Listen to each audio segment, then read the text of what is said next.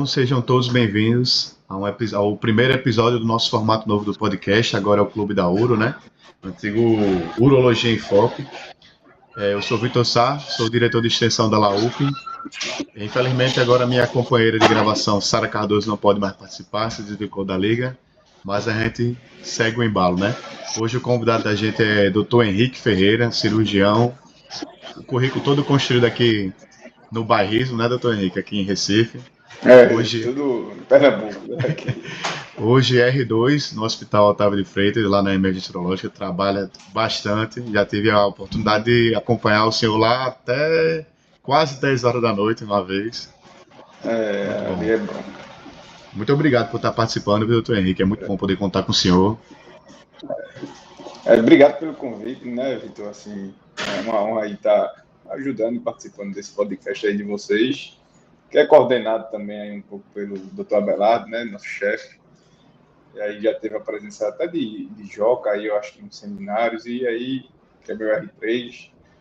E aí é uma honra aí poder participar aí diante de tantos nomes fortes que já passaram por aqui. Muito bom, muito bom. Como a gente estava conversando antes aqui, o próximo nome forte da urologia é o senhor, né, doutor? Deus quiser, Deus abençoe. Se Deus quiser. Aí, Aí, o formato do podcast da gente, ele deu uma mudada. Hoje, antes a gente só abordava temas da urologia no geral, né? Hoje a gente vem com uma proposta diferente, a gente vai conversar sobre um tema que interessa aos estudantes de medicina, não somente aqueles que pensam em seguir a área de cirurgia, né? Não necessariamente urologia em si, no geral, que a gente vai conversar hoje sobre residência. Todo o protocolo, percurso que leva alguém a se interessar pela prova de residência, estudo. E ninguém melhor do que alguém que hoje está passando pela segunda residência. Maior foco, determinação, né? Vai lá. É uma grande... Eu acho que hoje em dia é mais difícil do que foi na minha época, né? E olha que eu não sou nem tão velho assim. Eu me formei em 2018, lá no IMIP, na FPS, na época. E, assim, ainda não existiam tantas faculdades como tem hoje, né? Devido aos problemas mais médicos que foi criado lá atrás, que surgiu tantas faculdades. E aí, assim, minha formação, eu não fiz, assim, como a visão que eu tenho hoje, eu não fiz tão voltada para uma residência, fui preparado para residência. Eu me preparei, assim, eu fiz um currículo bom, mas eu não tinha a noção, assim, de já estudar desde cedo, e hoje em dia eu aconselho e eu já vejo algumas pessoas estudando desde os primeiros períodos, sabe? E aí...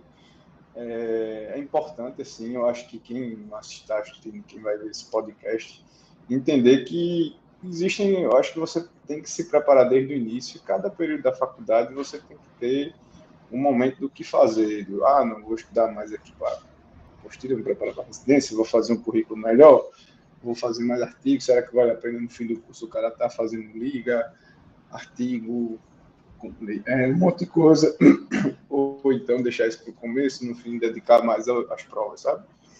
Então são coisas que eu depois de formado e depois até da própria cirurgia geral, fui vendo que realmente se mudou esse estilo para minha época, sabe? E aí eu trouxe também essas ideias para poder passar um pouco para vocês, que é o que eu acho e que eu vejo por aí o pessoal que está na faculdade fazendo. Hoje a gente vê que o cenário mudou muito, né, doutor? Que antigamente a sensação que dá é que como o tempo está passando, então se criando novas faculdades de medicina e o número de médicos recém-formados aumenta muito. Hoje a galera se preocupa muito mais com o currículo do que eu vejo que o pessoal hoje que recém-adentrado na faculdade se preocupa mais já na perspectiva futura de ter alguma oportunidade de trabalho com a especialidade, que não era o caso antigamente com os generalistas, né? Exatamente. Essa questão da especialidade, né, realmente todo mundo já entra pensando em uma, assim, e tenta se especializar mais, tenta fazer as provas mais, só que você tem que primeiro se formar como no geral, né, um bom clínico geral, isso é importante para tudo. Eu uso minha clínica geral até hoje, não só porque eu trabalho no TI, mas até na própria urologia, uso bastante. Mas, assim, em relação a como se preparar isso aí, principalmente no início da faculdade, tanta gente entrando, realmente, assim, é importante você fazer isso, assim, no começo da faculdade, essa preparação, assim, de realmente fazer um currículo, de ter aqueles pontos, né, que você habitualmente tem, que é de liga, aí tem a liga, monitoria, tem... são vários pontos, liga, monitoria, artigos, publicações em congresso, publicações de livros,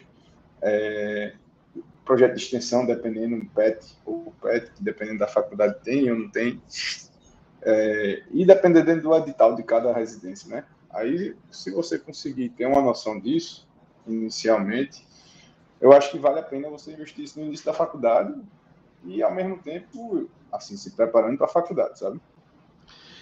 Agora, uma curiosidade que eu tenho, o que foi que te levou a, tipo assim, não, eu vou fazer cirurgia, teve alguma motivo, já era desde o início do curso, como você citou, foi uma coisa que aconteceu ao acaso, o que foi que te motivou a seguir essa área? Não, o que me motivou assim, é uma questão interessante. Eu até falei em outro podcast que eu fiz, eu sempre quis fazer tudo, sabe? Assim, eu gosto de tudo. E aí, a priori, queria fazer ortopedia, fiz ortopedia 6 meses, e depois eu desisti, né? Porque não gostei, mas eu queria fazer ortopedia porque meu tio é ortopedista, e aí ia facilitar muitas coisas para mim, mas não me identifiquei, desisti, e aí foi quando eu passei um ano trabalhando, e aí fui ver o que realmente eu gostava, e aí descobri que eu não era muito dessa área clínica médica, de ser clínico, que é muito importante, mas não era muito minha vibe, e eu achei que ser cirurgião era um negócio que fazia mais o meu perfil, que não era um negócio tão mecânico, mas ao mesmo tempo tinha que ter uma coisa mecânica e um caqueado também ainda ali, que me fazia sentir mais um pouco de tudo, vamos dizer, o que eu gosto. E aí foi nesse momento que eu decidi fazer cirurgia. E nesse contexto, assim, eu também entrei em cirurgia, eu queria saber fazer cirurgia, mas eu sabia que eu não ia trabalhar com cirurgia. Eu fiz, não, eu quero fazer uma subespecialidade, com certeza. E aí foi lendo um livro, que eu estava lendo com um grande mestre meu, me deu, o Soares. Eu devo tudo a ele aí, a medicina, a residência, tudo, que ele me orientou bastante. Aí ele me deu um livro que tinha falando sobre as especialidades, sabe? Aí nas especialidades eu lendo lá o livro, aí o livro dizia assim, urologista, né? Urologia. Aí mostrava assim, tudo que a urologia fazia, R1, R2, R3, não sei o que, não sei o que, e no vídeo dizia a satisfação dos urologistas. Aí no fim, assim, ele dizia, 90% dos urologistas são felizes. Eu falei, pronto, vai fazer urologia. Aí foi assim que eu decidi urologia. Essa foi bem atípica, essa aí foi Essa interessante. foi bem atípica. Eu acho que muita gente decide assim, não, urologia é massa, roda e gosto. Eu não. Eu falei, rapaz, esse livro aqui é bom. Aí eu rodei, gostei pra caramba. Lá no Otávio, né? É muito pesado. Rodei no IMIP também, que é muito bom aqui em Pernambuco. Também são serviços muito bons. Mas mas aí quando eu rodei, eu falei, não, é isso que eu quero pra minha vida. Aí estou assim, satisfeito com o que faço. Isso é interessante, porque, por exemplo, hoje eu estou no sétimo período, né? A gente vê o Sim. pessoal que já está naquele negócio, tipo, porra, eu preciso focar em alguma coisa, já estou fortalecendo o currículo, porque eu vou ser neurocirurgião. Pá! Uma vibe bem Grey's Anatomy de cara, né? E aí chega no Sim. final, a pessoa se forma generalista, sem experiência, tudinho. A gente vê pela sua história aí que você já foi direto para ortopedia, passou 6 meses, viu que não gostou, e aí fica nesse margem. E aí, o senhor acha o que, doutor Henrique, sobre em relação a isso? Tipo, será que tem um tempo ideal para a gente tipo, se formar e já tentar? Talvez seja melhor buscar mais experiência como generalista, fortalecer essa parte clínica antes de buscar uma especialidade. Veja, vai muito de cada um para cada um, sabe? De pessoa a pessoa, assim, eu digo porque fazer residência, você tem que olhar para você mesmo, assim, eu digo, se você tiver a possibilidade e se tiver apoio, tanto financeiro quanto um apoio financeiro em casa, um apoio até sentimental mesmo, de pai, mãe, esposa, marido, enfim, filhos, talvez valha a pena. Eu digo porque Assim, você, obviamente, quando você começa a trabalhar, você ganha mais experiência como clínico, trabalha, com certeza. Mas, assim, como o mercado cada vez mais está ficando um pouco mais difícil, eu acho que vale a pena você tentar ingressar logo numa residência. Qual o problema de você ingressar logo depois que você se forma? Que foi o que eu senti na pele. Principalmente em residências cirúrgicas. Eu não tinha tempo. Não tinha tempo para trabalhar nem nada. Então, a bolsa que eu ganhava da residência na época era R$ 2.700. Eu tive que me mudar, porque o hospital era muito longe. Então, eu tinha que pagar aluguel, pagar a gasolina do carro, algumas coisas ali. E trabalhava de domingo a domingo. Então, eu conseguia pagar um plantão a cada 15, 20 dias. E assim, meus pais não me ajudavam, me sustentava ali com aquele dinheirinho para pagar a feira, luz de casa, não sei o que, então era tudo muito apertado. Então, assim, para quem se muda e quem não tem um apoio financeiro, talvez fique um pouco mais difícil. Mas se você tiver todo esse apoio financeiro, então você passar uma residência próxima da sua residência, você não precisar gastar, talvez valha a pena, sabe? Eu digo isso hoje em dia porque realmente o mercado de trabalho, como está ficando cada vez mais difícil, eu acho que talvez quando você chegar lá primeiro, talvez, não é só uma suspeita minha, talvez quando você se forma primeiro, você tem mais chance, assim, você se lança seu nome no mercado mais cedo e, consequentemente, você vai estar lá mais tempo no mercado, se situando no mercado para atrair pacientes para você, entrar no mercado de trabalho. Mas, ao mesmo tempo, eu sempre digo isso, você tem que ver sua situação. Eu lembro uma ex-namorada minha, que ela fazia clínica médica, ela entrou direto, fez clínica, e aí depois, a clínica médica foi muito pesada mesmo. E aí, ela no meio também teve o contexto de Covid e tudo mais, mas aí ela resolveu parar um ano, depois que ela se formou em clínica médica. Hoje em dia ela faz pneu na USP, ou terminou, não lembro, enfim. Mas aí, eu lembro que ela parou esse um ano aí, porque ela estava realmente desgastada mentalmente. Então, assim, tudo bem que ela já tinha uma residência, mas, assim, eu estou usando ela de exemplo porque a pessoa, tipo, tem que saber reconhecer, talvez, aquele momento ali de, não, ó, bicho, eu estou surtando, e não dá. Então, ela não tem um dinheiro para fazer, sei lá, neurocirurgia, por exemplo, eu acho que uma das residências mais pesadas que tem. Então, talvez você consiga também só dar um plantão fora por mês. E aí, quando vê, o cara tem que se mudar, sei lá, do Cafundó, de Petrolina para Recife, tem mal dinheiro para sustentar, enfim. Às vezes você consegue morar no hospital. Não sei se é a coisa mais factível do mundo, mas pode morar no hospital. Às vezes tem pessoas que são resilientes e que eu respeito muito essas pessoas e conseguem isso, porque quer alcançar seu sonho e faz tudo pelo seu sonho. Eu acho que isso faz parte da resiliência e do seu, assim, da pessoa e do aprendizado. E aí eu dou parabéns a essas pessoas. Eu não sou essa pessoa, eu realmente tenho que ter algum conforto ali, alguma coisa assim, eu sou mais Nutella. Mas realmente depende de pessoa para pessoa, sabe? Então, eu acho que é mais ou menos isso. Eu acho que se você tiver a oportunidade, tiver tudo ali a seu favor, você consegue trabalhar como clínico ali, pegar um plantão, mas se você for fazer uma residência tipo radiologia, que é um pouco mais tranquila, um pouco de clínica médica, que você consegue também, algumas residências, a maioria delas, até a própria cirurgia geral, dependendo onde seja, você consegue pegar um plantãozinho e trabalhar como clínico, certo? Agora, você vai entrar numa residência mais verdinho? Vai. Mas aí você vai desenrolando, entendeu? Isso aí o tempo vai lidar. E depende também até da própria residência, porque, assim, se você for fazer radiologia, por exemplo, você não vai precisar de uma clínica. A clínica não vai lhe ajudar tanto, certo? Radiologia, patologia, oftalmo, otorrino, são coisas assim, a medicina à parte. Mas se você aí for trabalhar com a própria ortopedia, você ainda vai precisar de um pouco de clínica, porque vai chegar uns pacientes bem complicadinhos ali na enfermaria para você ter que resolver. Interessante. E como foi a caminhada, assim, na faculdade também, até chegar na residência? Tem alguma coisa que pesa mais no currículo, assim, de acadêmico? É uma coisa que, da minha época para cá, eu acho que mudou um pouco, sabe? Assim, mudou pouca coisa, mas mudou. Desde o começo da faculdade, eu acho que logo no primeiro período eu entrei nos projetos de pesquisa PIBIC. Eu fiz 2 PIBICs na faculdade.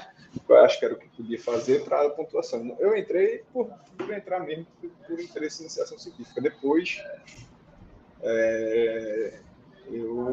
eu fui ver que pontuava para a residência, né? Isso é importante. Então, no início da faculdade, eu fiz 2 PIBICs, fiz 2 projetos de extensão, foi na época da palhaçoterapia, e isso foi logo assim até mais ou menos o 6º, 7º período.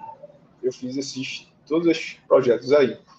E aí dos PIBICs aí saiu umas apresentações de congressos e tudo mais, que aí eu fiz também. Então, mais ou menos até esse 6º período, eu fiz isso. Essa preparação para a residência. Em alguns momentos, no início, eu podia ter feito isso mais. Eu aconselho que se faça isso hoje. Em alguns momentos, ali no 3º, 4º período, quando eu comecei a pagar pediatria, que a gente começou a pagar pediatria nessa época, eu comecei a dar uma folheada também no Medicurso, mas sem intenção para fazer isso para a prova. Era mais pré-estudo mesmo. Eu folheava o Medicurso, mas folheava o livro na época que a gente usava, era o MIPão, e tinha outros tratados de pediatria. E aí eu folheava para aprender coisas a mais, assim, na esfera, porque eu gostava de estudar medicina mesmo. Eu gostava muito de pediatria também. Mas, assim, minha preparação dessa época que eu lembro foram esses pontos aí. No 7º ou 8º período, 6º ou 7º, eu entrei num estágio lá que tinha no MIP, que era um estágio remunerado da emergência pediátrica. Eu passei uns 6 meses nesse estágio. E antes dele, eu lembrei agora, eu fiz uns 6 meses de estágio também na cirurgia geral do Getúlio Vargas, sábado à noite. Uns conhecidos, uns colegas lá chamaram, eu ia sábado à noite. Mas nenhum desses 2 contaram para a residência, sabe? Contaram só foi o projeto de extensão, a apresentação em congresso que eu tinha feito e o PIBIC, que eu fiz 2 PIBICs. O PIBIC eu já tinha visto na faculdade que conta bastante, né? Junto com o projeto de extensão. Exatamente. Eu não sei, eu vi que mudou recentemente, acho que 1 ou 2 anos para cá, a pontuação, né? Então eu digo assim, quem fosse, principalmente quem entrar agora, primeiro e segundo período, você já tem que olhar o edital e onde você quer fazer, ou então onde você pretende, pelo menos assim, passar o olho, sei lá. Mesmo que você não queira fazer, sei lá, na USP, mas dá uma olhada para ver como é o edital. Eu lembro que eu fiz isso na época e eu vi que algumas faculdades de São Paulo, elas aceitavam, por exemplo, um tipo de prova que tinha lá no MIP, que era o THC, Teste de Habilidades e Competências, que era uma prova que a gente fazia todo final de semestre. Era uma prova prática teórica. Então, essa prova prática eu ia lá, tipo, pessoal, a prova é como eu vou entubar. O professor ficava avaliando, entuba esse paciente. Aí eu ia entubar o boneco, sabe? E aí eu lembro que eu errei até essa questão, porque eu não pré-oxigenei o paciente. Mas, enfim. Aí, você viu muito, até hoje, se viu muito. Como missão. Até hoje eu nunca mais fiz. Aí, enfim. Aí, o que acontece? Só o fato da minha faculdade ter isso, essa prova, ganhava pontos numa residência lá em São Paulo. Não lembro qual é, mas ganhava. Então, o que é que eu aconselho? Assim, você, que mesmo que esteja no início da faculdade, eu não sei o que eu quero fazer, mas você não quer fazer uma prova de residência? Então, dá uma olhadinha lá. Dê uma olhadinha assim, no edital da CESPE, do Enário. Veja o que é que ele cobra do currículo. Por quê? Porque você já tem que começar a construir do primeiro período. Né? Você tem que começar a construir de agora. Porque mais para frente, na minha opinião, hoje em dia, mais para frente, quando você já está chegando no 7º, 8º período, você já tem que começar a realmente sentar a bunda para estudar para a residência. Acho que hoje em dia não dá para ficar mais. Na minha época, a pessoa deixava para o último ano, algumas vezes, os 2 últimos anos, mas hoje em dia eu acho que isso não cabe mais. Eu acho que dá para você começar a estudar desde o 7º, talvez, começar a fazer até do 4º. Eu conheço pessoas que começaram a estudar antes de entrar na faculdade. Tipo, era a segunda entrada da federal, e o cara passou 6 meses ali fazendo nada, não. Já vi pessoas que tinham que estudar já, entendeu? Então, assim, voltando a esse parte, primeiramente, do currículo, eu acho que as pessoas aí que estejam ouvindo, estejam no começo, tenta olhar essa parte do currículo para fazer isso, sabe? Um pedir, que ver quanto é que vale o projeto de extensão, as apresentações de congresso, liga se vale a pena, porque até onde eu sei, não valia na CSPS, você só quer alguma coisa que só tem na CSPS, talvez não vale a pena participar da liga. Mas liga, se for uma liga que produz muito artigo científico, talvez valha, entendeu? Aí você tem que olhar essas minúcias aí, ó. Vale a pena entrar nessa liga aqui, porque tem uma liga que não vai produzir, não vai publicar em congresso, não vai produzir artigo, aí você não vai fazer nada, só vai participar lá das atividades. Mas se for uma liga que faz isso, talvez valha a pena. Mas se não, se não for uma liga muito atuante, vale a pena você fazer outras coisas que tragam você produzir artigos, publicações de congresso, e aí tem mais pontos na prova, certo? Então, acho que vale a pena ter esse olhar aí do currículo desde o início e batendo com o edital da sua prova. Então, você realmente tem que olhar desde o começo, certo? Isso aí é uma coisa importante. Uma coisa que o senhor comentou que eu fiquei curioso agora. Na hora que você já está mensurando essas alternativas e meio que organizando a sua caminhada ali, fazendo planejamento, depois de conferir edital, tudo. Contigo, doutor, como foi que foi para escolher assim, o local que ia fazer a residência em si? Na época, veja só, foram coisas diferentes. Assim. Na urologia foi de um jeito, na cirurgia geral foi de outro, e na ortopedia foi de outro. Na ortopedia eu fui para o local onde meu tio era chefe de 2 serviços na época, que era o Otávio de Freitas, que era a primeira opção, e o Memorial Jaboatão. E eu fui para o Memorial Jaboatão porque ele mandou e disse, olha, é melhor. A primeira escolha era Otávio de Freitas, mas ele fez, não vá, porque eu sou chefe lá e não presta. Aí eu falei, tá bom, Memorial Jaboatão. Mas desisti. A cirurgia geral, eu vou para onde passar. E aí eu fiz uma grande merda na época, uma grande merda não, mas eu passei aonde me chamaram, sabe? Eu assumi, me chamaram lá em Jabotão, eu topei e fui. Não foi uma escolha, não, fui remanejado para lá, porque eu fiquei no remanejamento, pelo simples fato de eu ter, meu currículo era 30 pontos, e eu acho que eu esqueci de mandar, ou não ver, enfim, eu sei que eu perdi 0,3. Então, minha nota não tinha sido lá essas coisas todas e eu perdi alguns pontos. E aí, como eu perdi esses pontos, eu fiquei um dos últimos para ser chamado, mas fui chamado. E eu topei. Porque eu sabia que eu não queria cirurgia geral para a minha vida. Pronto, aí é o seguinte. E aí, quando eu fui escolher urologia, realmente, que é o que eu queria para a minha vida, aí eu realmente fui bem criterioso, sabe? E aí eu rodei, na época, eu rodei no Otávio, no meu renda geral, a gente geral tem que rodar urologia, eu rodei no Otávio, gostei bastante, era um rodízio muito pesado, muito, muito, muito pesado, mas muito bom. E foi na época do Covid, então não teve tanta coisa, assim, podia ter tido mais coisa, mas eu gostei tanto. Mas como era o Covid, assim, acabou que muitos ambulatórios estavam fechados, alguns exames não estavam podendo fazer. E aí, no outro ano, eu fui rodar no IMIP, nutricional, para ver, porque o IMIP é a primeira opção de muita gente até hoje. Mas aí eu não gostei de alguns problemas que tem lá, que no Otávio tem. E aí, assim, quando a pessoa for escolher a residência, eu sempre digo, veja se o serviço é bom. Todos os dois são serviços muito bons. Mas tinha problemas que eu não queria enfrentar no IMIP, e eu preferi enfrentar os problemas do Otávio. Resumindo, foi isso. E que o Otávio eu achei melhor por algumas outras coisas também. Assim, o IMIP tem um perfil muito bom de videolaparoscopia, a gente tem um perfil muito melhor de cálculo, de alguns exames, que não tinha tanto no IMIP. Alguns problemas que o IMIP tinha com anestesista, a gente não tinha. de material a gente não tinha, mas eles tinham uns pontos positivos lá deles. Mas, enfim. E aí foi quando eu resolvi.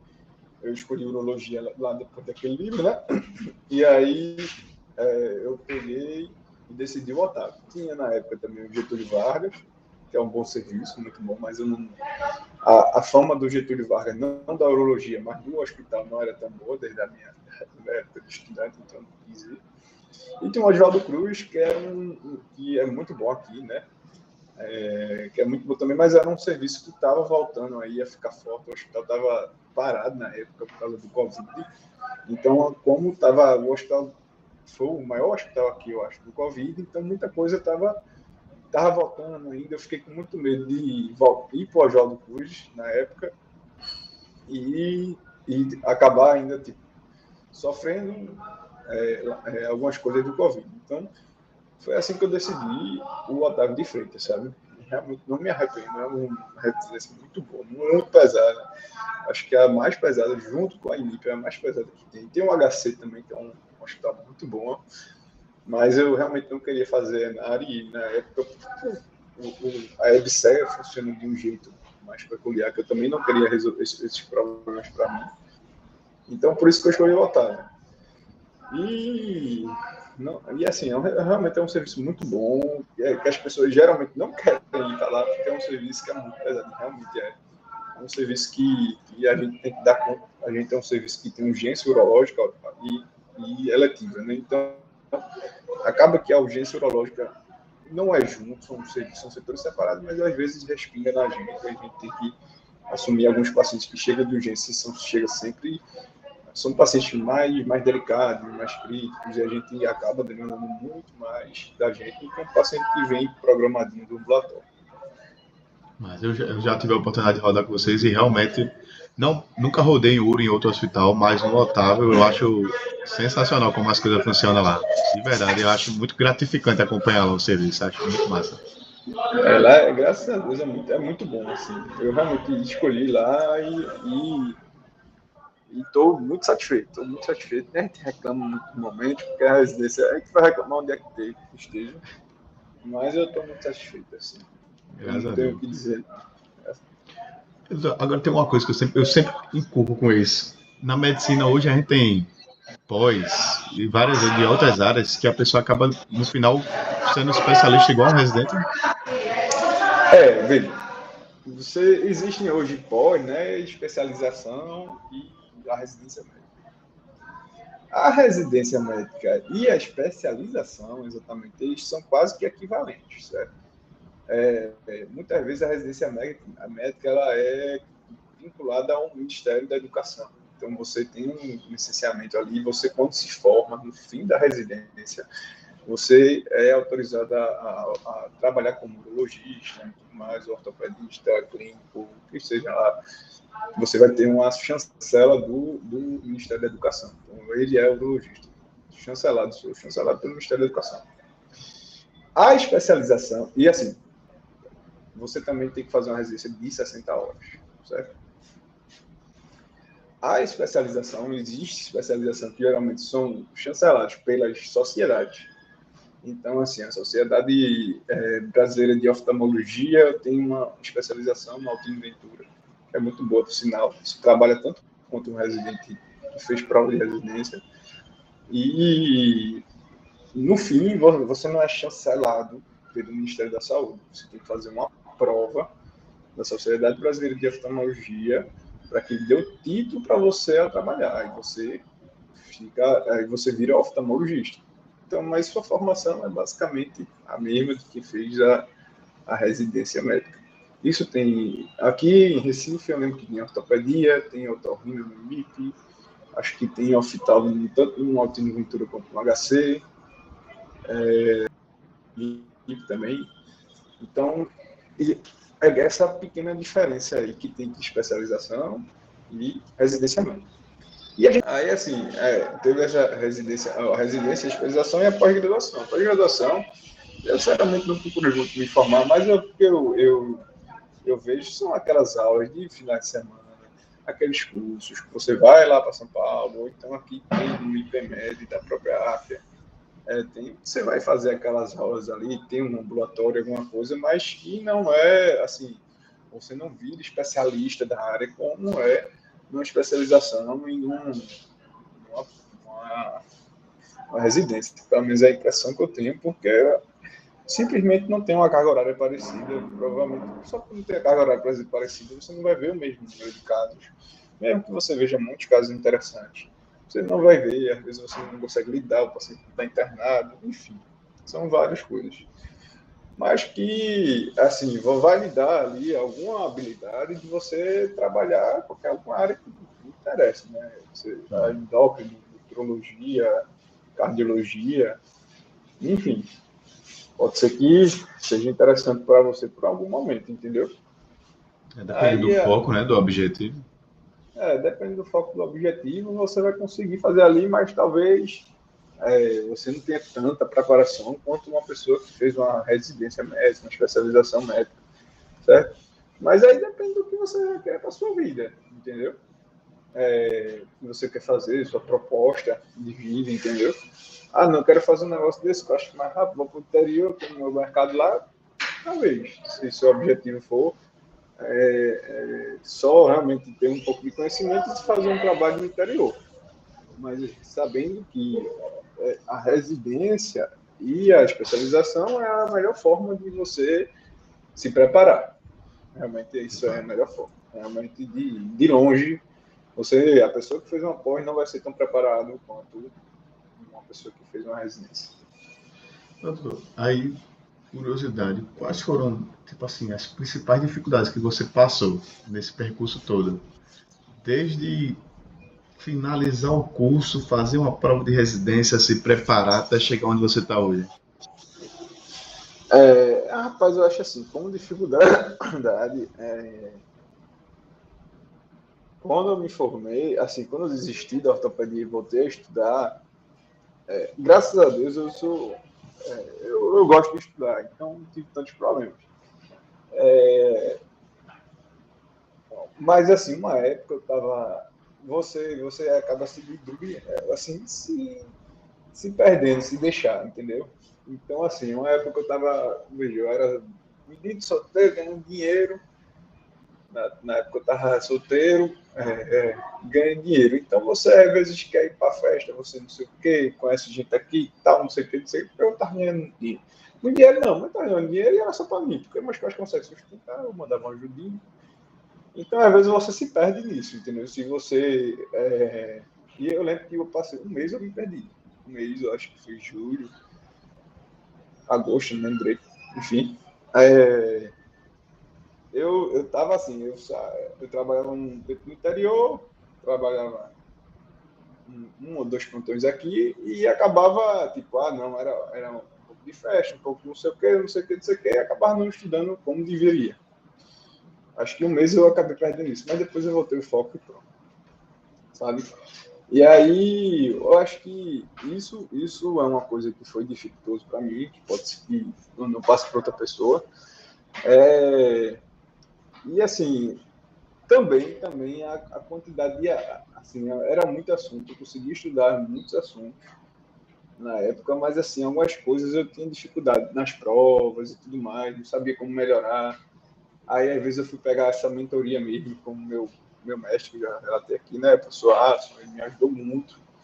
Então, assim, eu acho que foi mais essas duas coisas, assim, sabe? De como tentar não se deixar levar pelo dinheiro ali que eu estava ganhando e pela vida boa que eu podia ter, curtir. E fui estudar para a prova. E a prova em si, estudar. Às vezes tinha assuntos que eu complicava um pouco e aí talvez não precisasse de outro ano para aprender bem mesmo, assim, tirar um dos primeiros lugares. Mas graças a Deus não precisei disso tudo e consegui passar. Graças a Deus. Mas isso é uma coisa interessante, né? Porque automaticamente todo mundo vincula a medicina e a atividade médica com qualidade de vida, né? E dinheiro.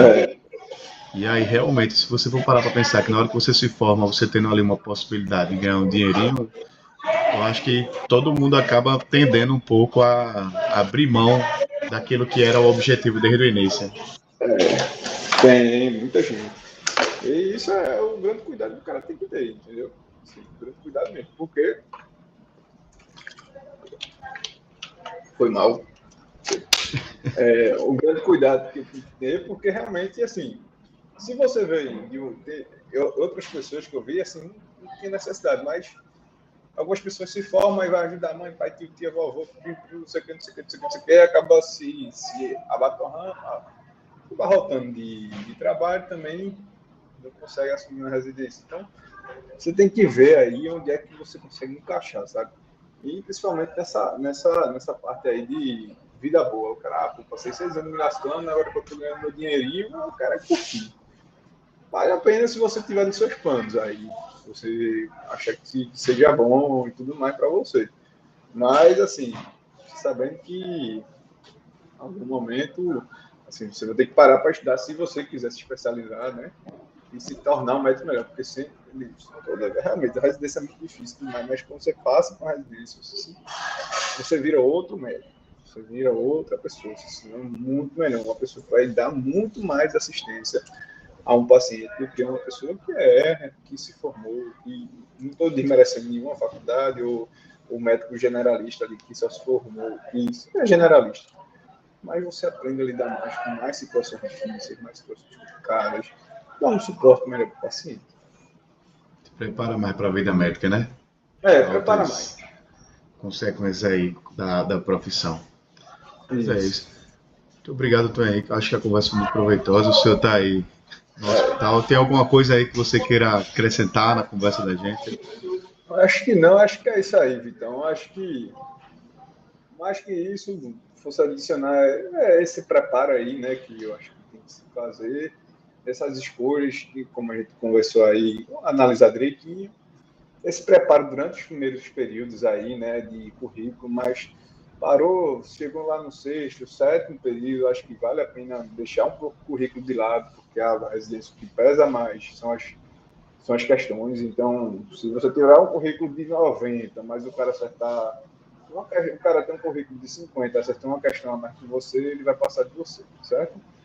Então, fica gravado isso aí. Então, quando chegar lá, eu acho que vale a pena, chegar no 7º e 8º período, já começar a pegar as apostilas aí, diversos cursinhos que tem.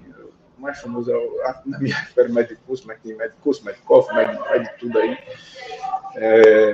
Acho que vale a pena, e aí já ir fazendo seu material de estudo, fazendo seu flashcard, mapa mental, estudo com mapa mental, flashcard, resumo, enfim. No momento que você fizer isso desde o 7º, 8º, 9º, 10º, 11º, 12º, quando você estiver ali perto de fazer a prova, você já vai estar com seus resumos feitos, você só vai revisar questões e fazer simulado perto do outro. Então, acho que vale a pena isso. Sim. Até o 6º período, minha orientação seria essa. Vale a pena se dedicar aí, mas depois do 6º sem realmente sentar a bunda, tentar matar aí as questões de prova e estudar a sua prova, que você vai fazer daqui a 3 anos. Acho que é uma coisa que também vai auxiliar no internato, né? É um estudo que você vai acabar... no internato. E vai auxiliar no internato. Você vai acabar aproveitando de toda forma. Exatamente.